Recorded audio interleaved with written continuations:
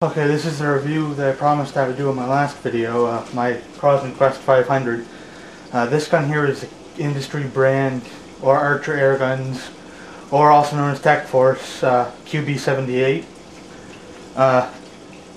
This is a really great air rifle. This is probably the most accurate rifle that I own as far as range. Like, I have rifles that are more accurate at closer ranges than this.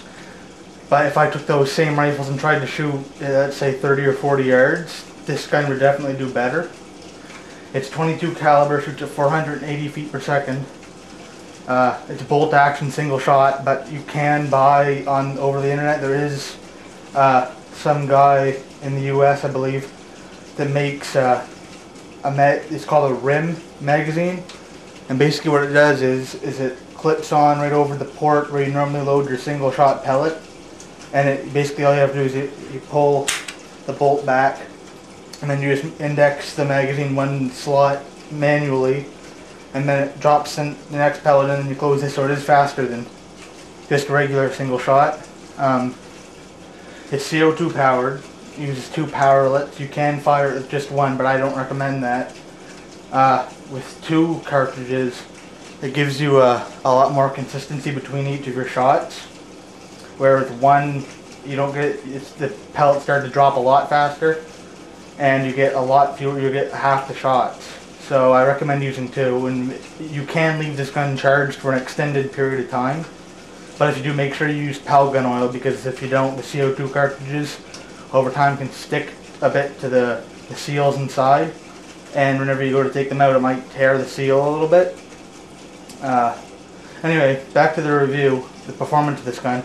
This gun does not come with a scope or a bipod. I bought both of these off eBay for really good money. This is a knockoff of a Harris bipod. For an air gun, it's completely adequate. And this is a BSA 3.5 to 10 by 50 variable power AO illuminated reticle scope. So it has all the bells and whistles on it. You can adjust the focus. You can illuminate the reticle. It even has tactical turrets on it if you want to do longer range shooting.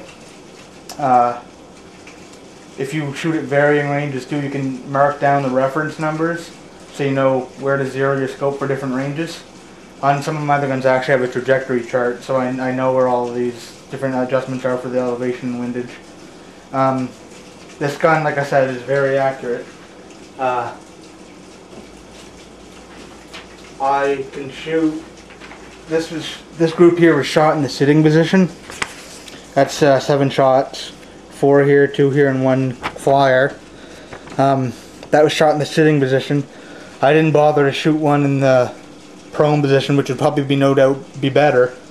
I just didn't really have time. I'm on a tight schedule right now.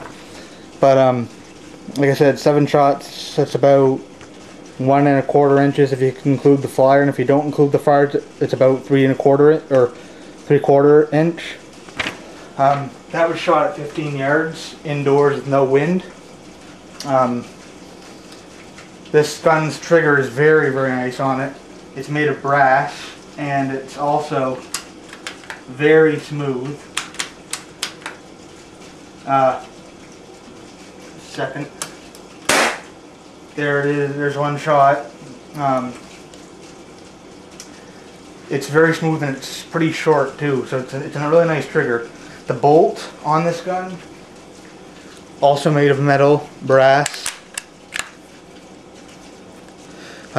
It takes no effort at all to pull it back. When you go to push it forward, you have to give it a little bit of a push, because it tends to want to kind of stick a little bit. But those are my only complaints with this gun. Like, this gun is an outstanding gun, especially for the money. I mean, I only paid like $150 on DNLairguns.com, which is a Canadian site that imports air guns into Canada. The stock is very nice on it, nice finish. I believe it's beech, but it looks nicer than most beech stocks. The barrel, I'm not sure how long it is, but it's definitely the longest barrel of any guns in my collection. It delivers 480 feet per second in 22 caliber. I don't know where to get this gun in Canada with another caliber besides 22. I know that you can buy 177 caliber versions of this gun in the US, but on DNL air guns they only have 22 caliber versions. And this gun has a lot of mods you can do to it, like you can replace these end caps here on the piston and the breech with brass ones. You can put muzzle brakes on. There's even a PCP conversion for this gun, where you just take out this tube here and you replace it with a high pressure air tube, so that gives you a lot more power. There's a lot of things you can do to this gun to make it better. You can even do, there's power mods you can do. Some ideas for this mod for this gun, you can go to CrosmanAirPistolOwners.com forum.com, and there's lots of, I'm a moderator on that board. There's lots of great people there and great ideas for modding. This gun would also be a great gun for a beginner because it's not a spring powered gun, so it doesn't take much technique to shoot. Basically it's pretty simple. You put the stock to your shoulder as tight as you want and you pull the trigger and shoot. There's no technique you have to learn with this gun. It's very simple. The scope I have on here cost me about $95 on eBay, and the bipod only cost me about $35. So total investment in the accessories, not very much. eBay is actually, if you're careful for where you go to, is actually a very good resource for finding relatively cheap air gun accessories.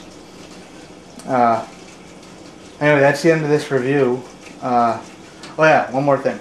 This gun did come with open sights, notch right here and a post here. I took them off because it looks better with the scope on.